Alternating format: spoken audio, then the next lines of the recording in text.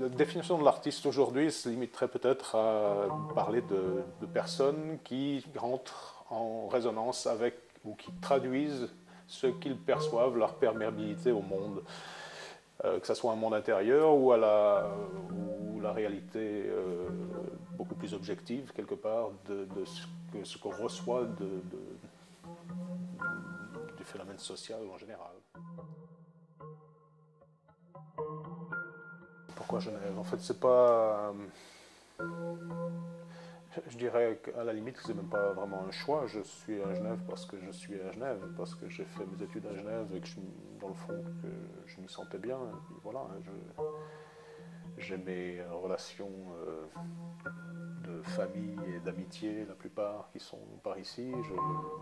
C'est une région que j'aime bien, qui offre beaucoup de possibilités. J'ai aussi eu simplement le fait de pouvoir intégrer assez rapidement ces locaux à la CIP lorsque je sais pas, il y a 12-13 ans de ça, j'étais à la recherche d'un atelier et que dans le fond, j'ai eu la possibilité simplement d'y rester, d'y développer mon travail et, et à des conditions aussi de mise à disposition d'espace et de loyer qui sont très avantageuses pour l'instant en tout cas. Donc ça c'est très contextuel effectivement. Mais Genève, la ville et la région, parce que voilà, c'est comme ça, parce que j'y ai mes attaches et que j'ai apparemment quand même une marge de manœuvre suffisante pour développer mon travail et voilà, c'est suffisant.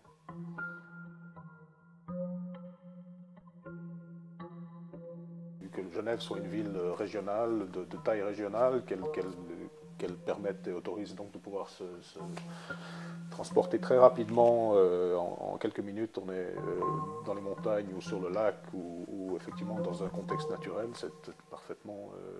c'est important bien sûr, mais ça c'est important j'imagine pour l'équilibre personnel de n'importe qui, c'est pas forcément moi en tant qu'artiste, je veux dire, je pense que je trouverais peut-être moi mes racines ou des influences, un intérêt à éventuellement, je sais pas, trouver des extensions, des échos par rapport à mon travail dans la confrontation directe avec le milieu naturel, que ce soit effectivement le lac ou en forêt, parce que directement je travaille avec des matériaux végétaux, c'est clair, j'aurais peut-être là des réponses et du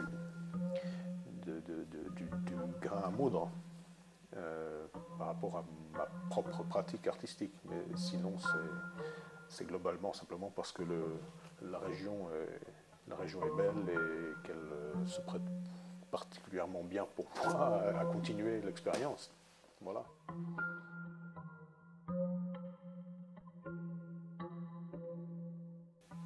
Ben, j'ai l'impression que là, qu'on est, malheureusement peut-être, on est tous euh, un petit peu cloisonné malheureusement, je dirais qu'il y a on est un petit peu tributaire de nos propres, euh, je dirais, cercles d'amitié artistique, effectivement, peut-être du fait des vagues d'étudiants qui sortent des beaux-arts ou de...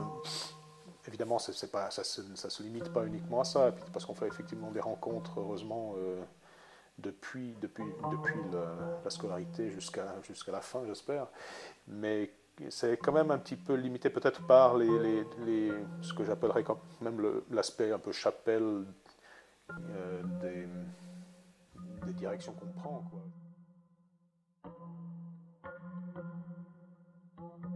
C'est vrai qu'a priori, sur le principe, je préfère quelqu'un qui a le courage de prendre des décisions, même si elles sont controversées, effectivement, plutôt que d'entretenir des consensus un peu insipides ou mous.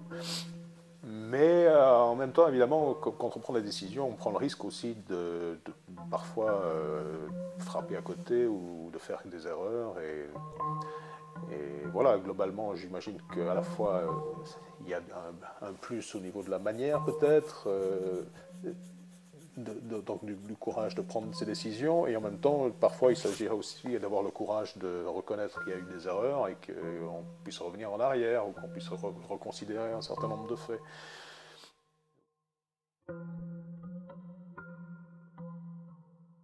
Je parlais de la situation de la CIP, c'est vrai que c'est un peu emblématique